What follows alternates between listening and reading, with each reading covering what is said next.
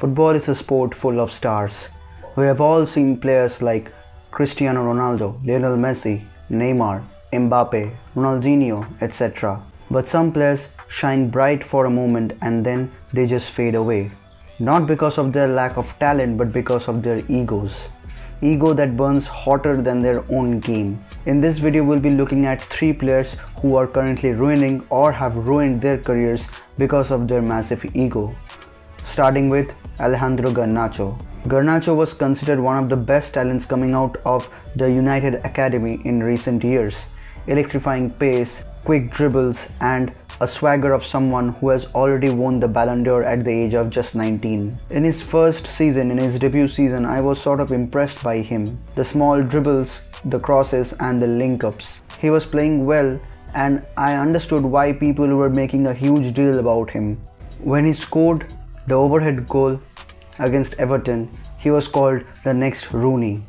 He even won the Puskas Award, which is quite an extraordinary feat. But behind all these wonder goals was a player who was often criticized for doing too much too soon. In his early days at United, Erik ten Hag, the then manager, warned him for his attitudes, skipping team commitments, late for meetings, and focusing too much on social media and streaming. Fans were very much irritated and agitated by his activities online, liking posts that were targeted against the manager and his decision, his brother leaking the lineups before the game and whatnot. In fact, he is more famous for his obsession over Ronaldo, his celebrations and tattoos than for his footballing abilities.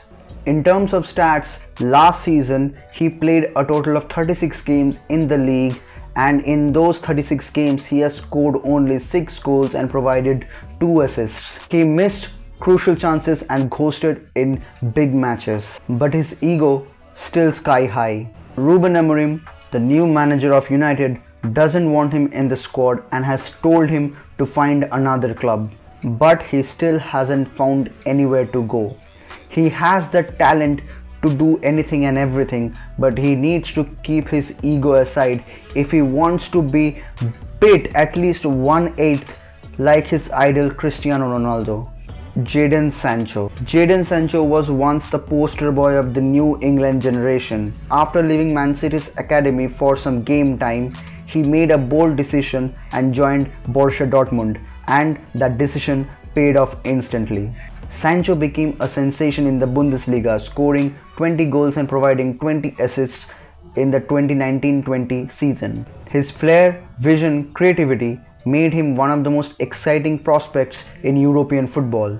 But things started to go down after his big move to Man United for a hefty fee of £73 million. At United, Sancho struggled to adapt. The pace and physicality of the English Premier League seemed to have neutralized his strengths, and fans were quick to question his output. After a quiet first season, his second began with a promise under Erik ten Hag until it all blew up. In 2023, after being left out of the squad against Arsenal for what Erik ten Hag describes as poor training performances, Sancho took it to social media to defend himself and made a story commenting that he was made the scapegoat. That post triggered a complete breakdown in his relationship with the manager and the club. He refused to apologize and was banished from first team training and later was loaned back to Dortmund in 2024. Despite a few bright moments, the damage was already done. Sancho's story is still being written, but his reluctance to accept criticism and his insistence on defending his image have arguably cost him a second chance at the top. Joao Felix. Joao Felix was once held as the heir of Cristiano Ronaldo. After a breakout season at Benfica in the 2018-19 season where he scored 20 goals and had the technical abilities and the dazzling dribbling techniques, Atletico Madrid signed him for a hefty fee of €126 million. The move was bold, the expectations were enormous, and the fit, unfortunately, completely wrong. Felix's flair and creativity collided with Diego Simeone's rigid defensive structure.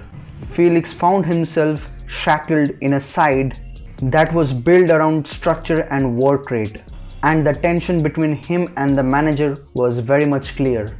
Felix made headlines not for his performances but for his sulky expressions, cryptic interviews, and body language that screamed frustration. Despite moments of brilliance, he never performed consistently.